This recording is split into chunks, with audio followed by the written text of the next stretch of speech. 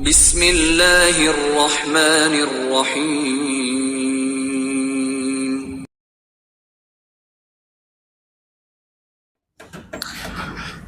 الحمد لله الذي أنعم علينا بنعمة الإيمان والإسلام. أشهد أن لا إله إلا الله رب الملك العلام، وأشهد أن محمدا عبده ورسوله المبعوث إلى كافة الأنام. اللهم صل وسلم وبارك على هذا النبي الكريم عبدك ورسولك محمد وعلى آله وصحبه إلى يوم القيامة. أما بعد فيا عباد الله، أوصيكم ونفسي بتقوى الله فقد فاز المتقون. قال الله تعالى في القرآن الكريم: أعوذ بالله من الشيطان الرجيم، يا أيها الذين آمنوا اتقوا الله حق تقاته ولا تموتن إلا وأنتم مسلمون. وقال رسول الله صلى الله عليه وسلم: اتق الله حيثما كنت واعمل السيئة الحسنة تمحوها وخالق الناس بخلق حسن. صدق الله العظيم وصدق رسوله الكريم ونحن على ذلك من الشاهدين. Ma'asyiral muslimin jamaah Jumat rahimakumullah, marilah kita awali berdoa kita siang hari ini dengan memuji syukur kehadirat Allah Subhanahu wa taala. Alhamdulillah, siang hari ini hanya karena lantaran nikmat hidayah taufiknya semata kita mampu meninggalkan segenap aktivitas duniawi kita.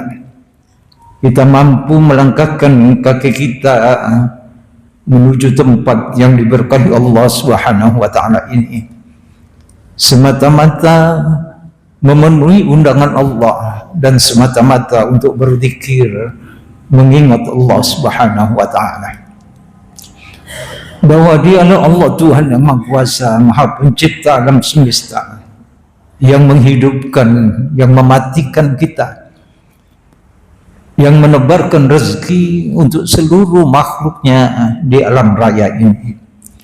Dialah Allah Tuhan yang Maha Kuasa itu tidak hanya menciptakan kehidupan dunia ini saja, tetapi Allah juga menciptakan kehidupan akhirat. Di dalam kehidupan akhirat itu Allah menciptakan surga dan neraka. Surga adalah tempat yang penuh dengan keindahan, tempat yang penuh dengan kenikmatan, merupakan tempat yang mulia di sisi Allah Subhanahu wa taala.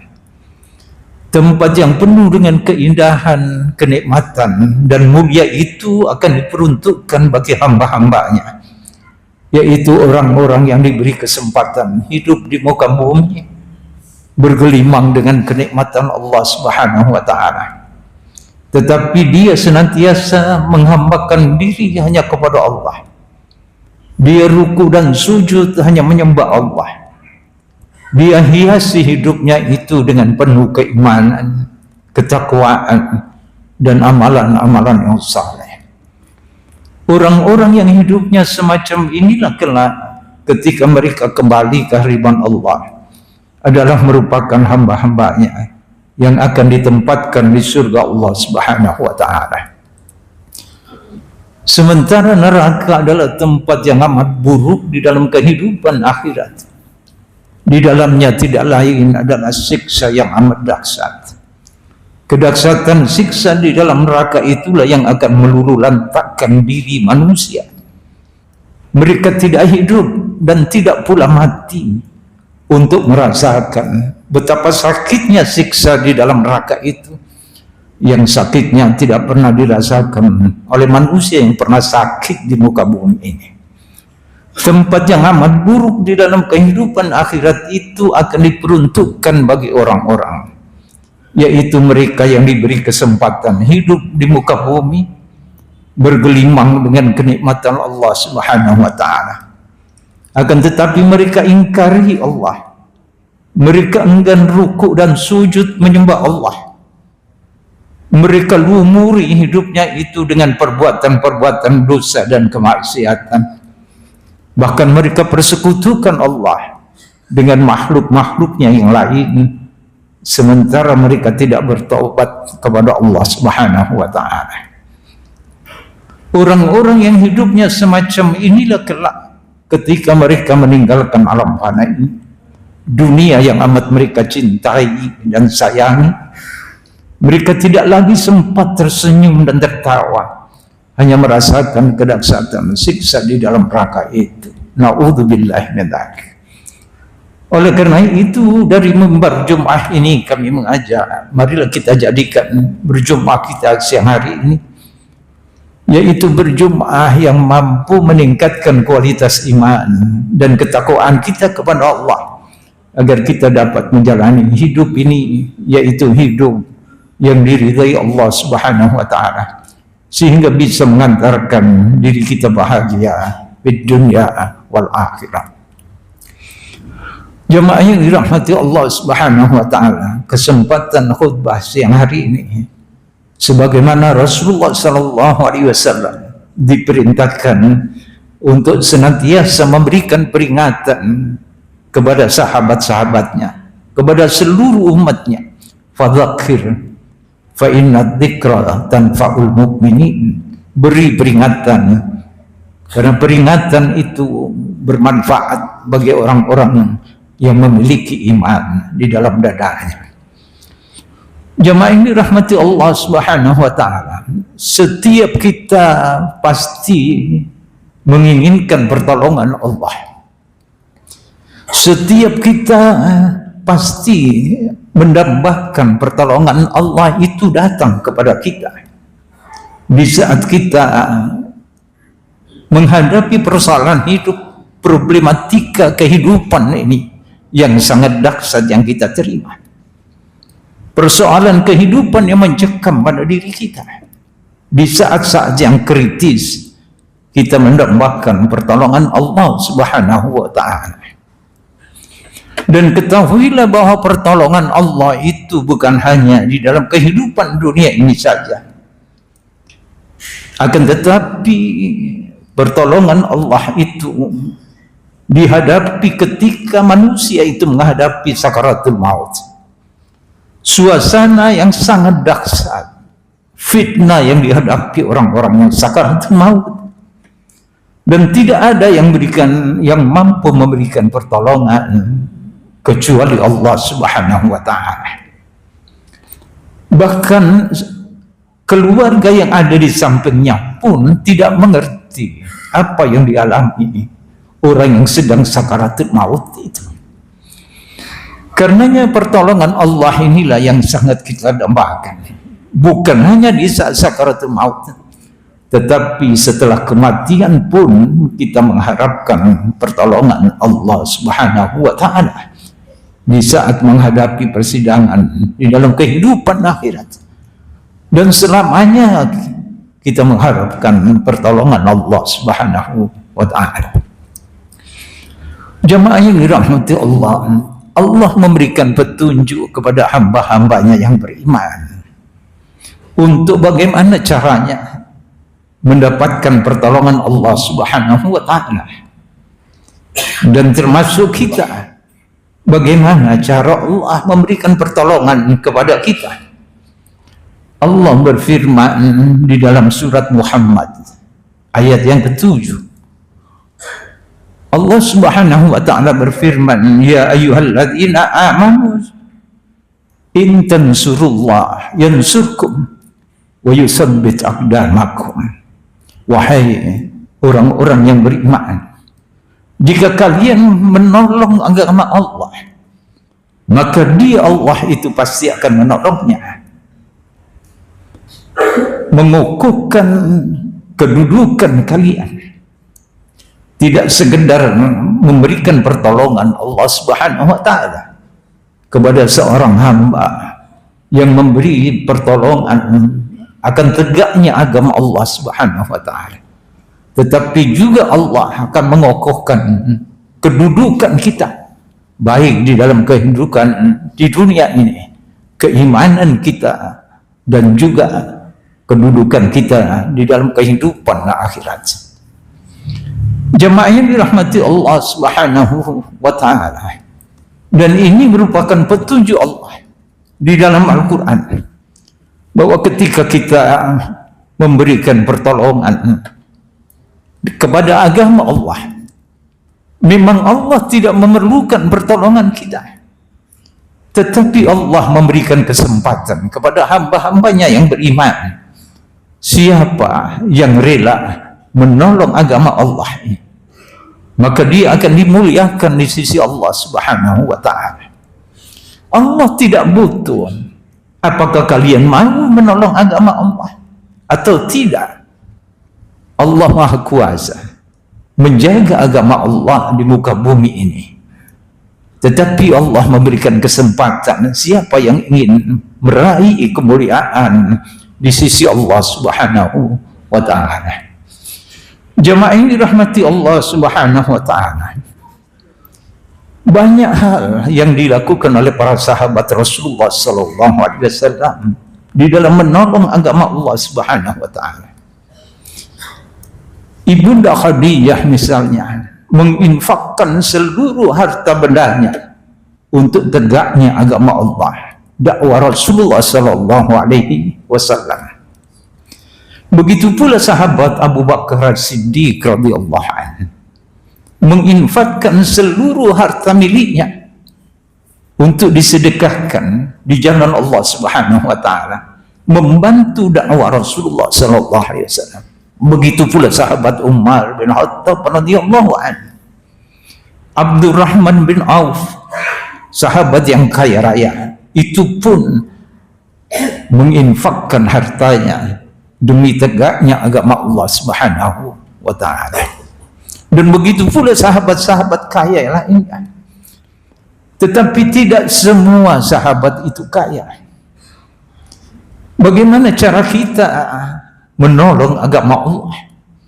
Kita menjalankan syariat Allah Subhanahu wa ta'ala adalah bagian dari menolong agama Allah Subhanahu wa ta'ala. Melestarikan ajaran Allah di muka bumi adalah di dalam rangka menolong agama Allah Subhanahu wa ta'ala. Menuntut ilmu, mengajarkan ilmu agama adalah orang-orang yang menolong agama Allah Subhanahu wa ta'ala. Karena tidak semua sahabat Rasulullah sallallahu alaihi wasallam itu kaya. Tidak sedikit mereka yang fakir, mereka yang miskin, tetapi mereka mengambil peranan tetap untuk menolong agama Allah ini agar tetap tegak di muka bumi. Apa yang mereka lakukan?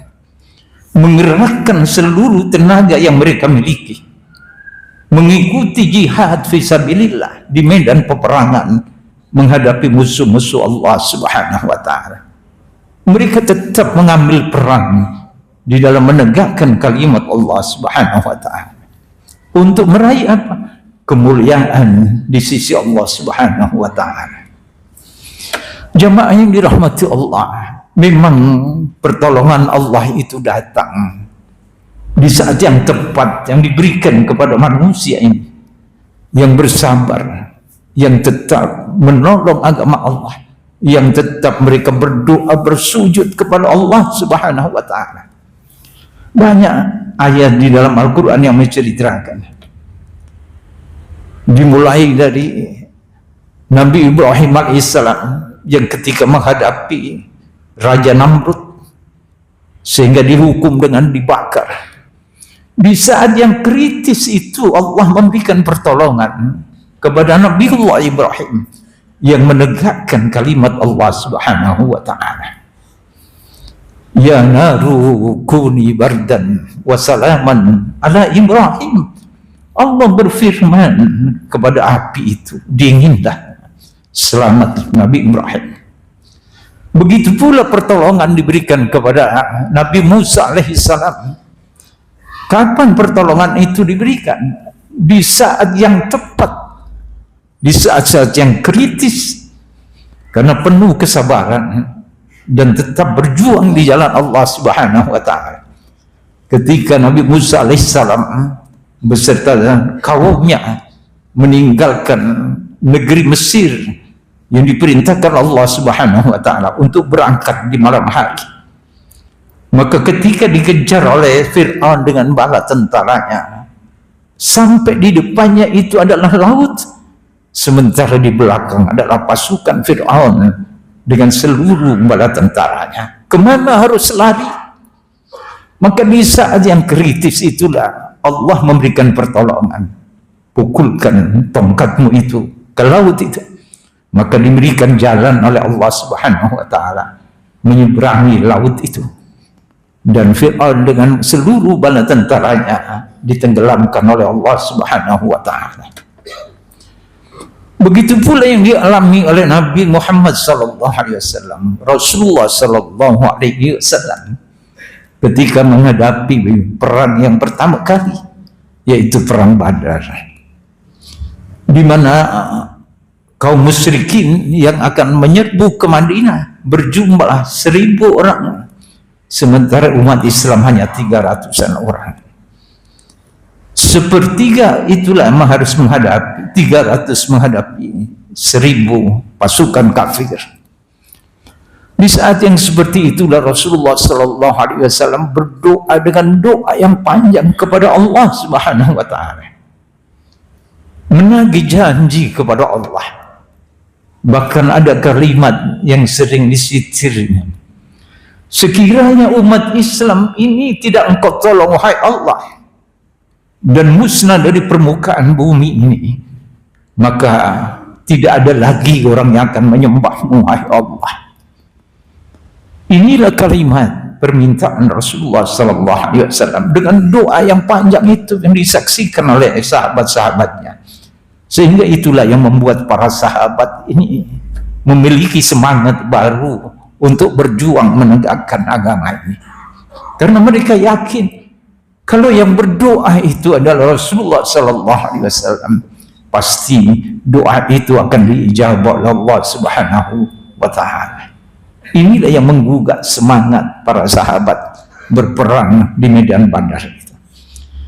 Dan akhirnya Allah Subhanahu wa taala mengabulkan doa Rasulullah sallallahu alaihi wasallam dengan menurunkan 1000 bala tentara malaikat menghadapi 1000 pasukan musyrikin di medan Badar itu. Jamaah yang dirahmati Allah Subhanahu wa taala, kita butuh pertolongan Allah Subhanahu wa taala di saat kita sangat membutuhkan pertolongan itu. Oleh karena itu, apa yang dilakukan oleh para sahabat? Mereka menempatkan dirinya dengan perannya masing-masing di dalam membantu menolong agama Allah Subhanahu wa taala untuk tetap tegak tersiar di muka bumi ini. Lalu pertanyaannya, di mana peran kita di dalam membantu menolong agama Allah Subhanahu wa taala? Jamaah yang dirahmati Allah Subhanahu wa taala, inilah yang perlu kita jawab. Peran apa yang mesti kita lakukan untuk menolong agama Allah, meraih kemuliaan di sisi Allah Subhanahu wa taala? Mudah-mudahan kita akan menemukan jawaban itu dan Allah memberikan kekuatan iman kepada kita sehingga kita rela dengan ikhlas untuk menolong agama Allah Subhanahu wa taala. Aqulu qouli hadza wa astaghfirullah wa lakum wa li sairil muslimin wal muslimat innahu huwal ghafurur rahim.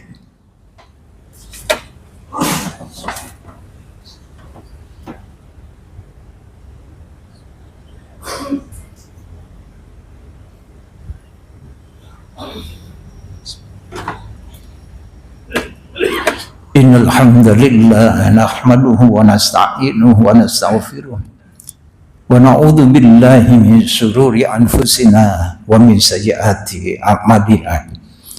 May yahdihillahu fala mudilla lahu wa may yudlil fala hadiya lahu. Asyhadu an la ilaha illallah wahdahu la syarika lahu wa asyhadu anna Muhammadan abduhu wa rasuluhu la nabiyya ba'da.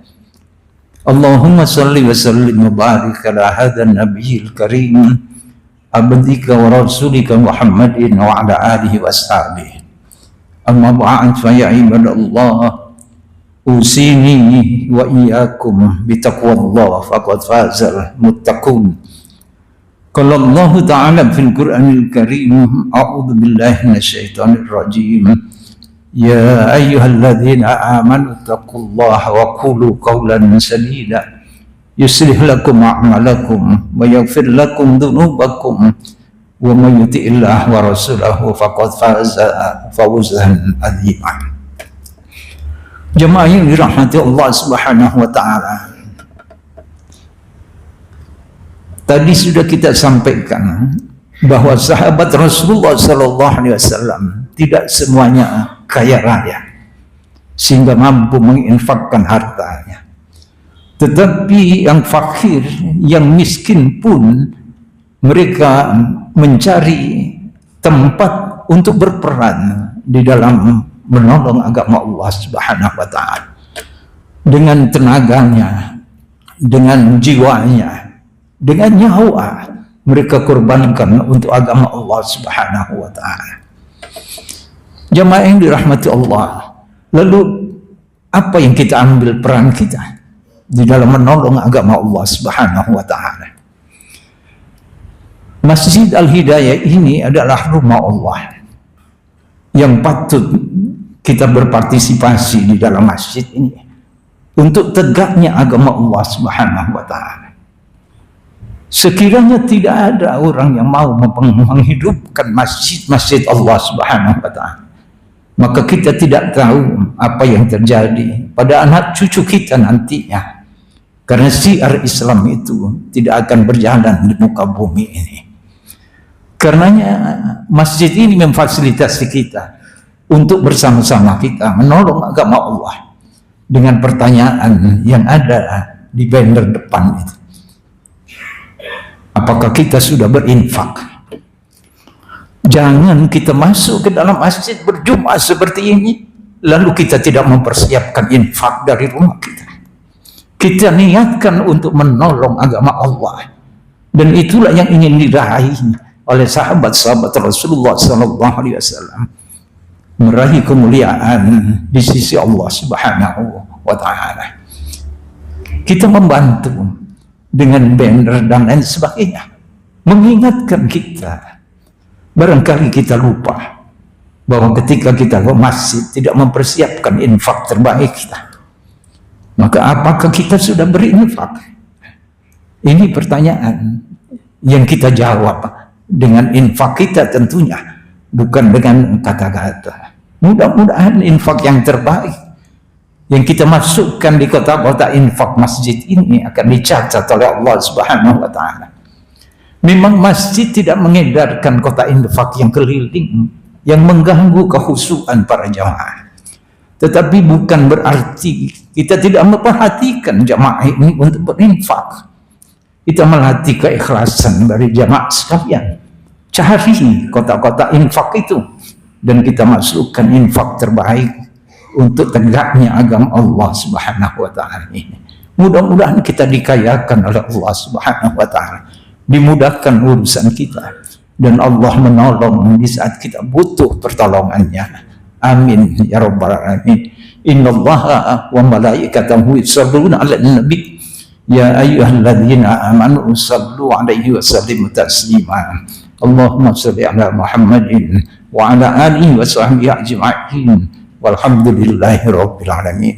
Allahumma ighfir lil muslimina wal muslimat wal mu'minina wal mu'minat al ahya'i minhum wal amwat innaka sami'un qaribun mujibud da'wat ya qadiyal hajat bi rahmatika ya arhamar rahimin. Rabbana ighfir lana wal ikhwanina alladhina sabaquna bil iman wa la taj'al fi qulubina ghillan lil ladzina amanu rabbana innaka ra'ufur rahim. Rabbana ighfir lana wa liwalidina warhamhum kama rabbawna shighara. Rabbana la tuzigh qulubana ba'da idh hadaytana wa hab lana min ladunka rahmatan innaka antal wahhab. Allahumma inna nas'aluka al-'afwa wal 'afiyah fid dunya wal akhirah. tawaffana musliman wa alhiqna bis salihin. Allahumma rabbana taqabbal minna innaka antas samiul alim wa tub alaina innaka antat tawwabur rahim. Allahumma inna nas'aluka al-jannata wa ma qarraba ilaiha min qawlin aw amalin wa na'udzu bika minan nar wa ma qarraba ilaiha min qawlin aw amalin. Rabbana atina fid dunya hasanah wa fil akhirati hasanah wa qina adzaban nar wa adkhilnal jannata ma'al abrar. Ya Aziz ya Ghaffar ya Rabbal alamin. Walhamdulillahi rabbil alamin. Ibadallah, innallaha ya'muru bil 'adli wal ihsan wa ita'i dzil qurba wa yanha 'anil fahsya'i wal munkari wal baghi ya'idukum la'allakum tadhakkarun wa la dzikrullahi akbar.